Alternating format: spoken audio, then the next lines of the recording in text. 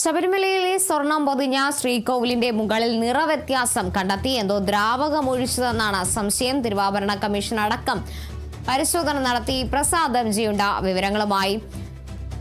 പ്രസാദ്, എന്നാലും ശ്രീകോവിലിന്റെ മുകളിലാണ് ഇത്തരത്തിൽ സ്വർണം പൊതിഞ്ഞ ശ്രീകോവിലിന്റെ മുകളിലാണ് ഇത്തരത്തിൽ നിറവ്യത്യാസം കണ്ടെത്തിയിരിക്കുന്നത്. എന്താണ് പരിശോധനയിൽ അടക്കം വ്യക്തമാകുന്നത്?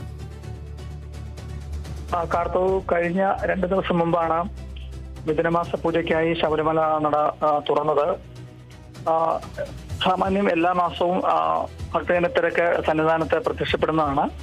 ഇന്നലെയാണ് ഈ ശ്രീകോവിലിൽ ഒരു നിറവ്യത്യാസം കണ്ടത്.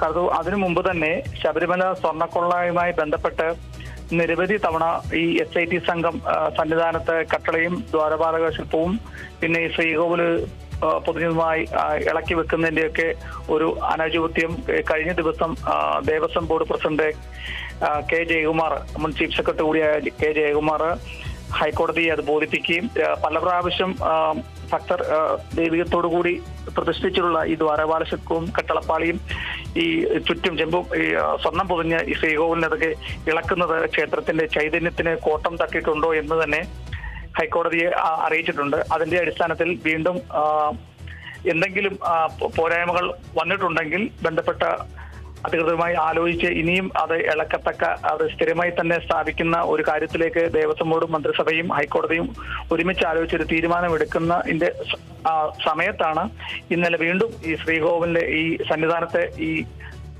വിജയമല്യ 1998 നടക്കി വെച്ച ആ ശ്രീകോവിലിലെ സ്വർണം പൊതിഞ്ഞ ആ ഭാഗത്താണ്, ശ്രീകോവിലിന് മുമ്പിലത്തെ അവിടെയാണ് ഈ നിറവ്യത്യാസം അനുഭവപ്പെട്ടത്. ഭക്തന്മാർ ശ്രദ്ധയിൽപ്പെടുത്തിയതിന്റെ അടിസ്ഥാനത്തിൽ തിരുവാഭരണം കമ്മീഷണർ വന്ന് അവിടെ പരിശോധന നടത്തി.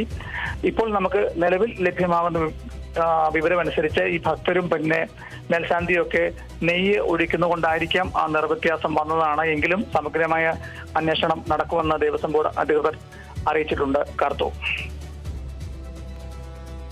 ശരി. എന്തായാലും ശബരിമലയിലെ സ്വർണം പൊതിഞ്ഞ ശ്രീകോവിലിന്റെ മുകളിലാണ് ഇത്തരത്തിൽ നിറവ്യത്യാസം കണ്ടെത്തുന്നത്. എന്തോ ദ്രാവകം ഒഴിച്ചതാണെന്നൊരു സംശയമുണ്ടെങ്കിലും നെയ് വീണതാകാം എന്നൊരു വിലയിരുത്തൽ കൂടി പുറത്തേക്ക് വരുന്നുണ്ട്. തിരുവാഭരണ കമ്മീഷണർ അടക്കം നടത്തിയ പരിശോധനയിൽ എന്തായാലും കൂടുതൽ പരിശോധന നടത്തിയതിനു ശേഷമേ വ്യക്തമായ വിവരം ലഭ്യമാകൂ. പ്രസാദ് എംജിയാണ് വിവരങ്ങൾ നൽകിയത്.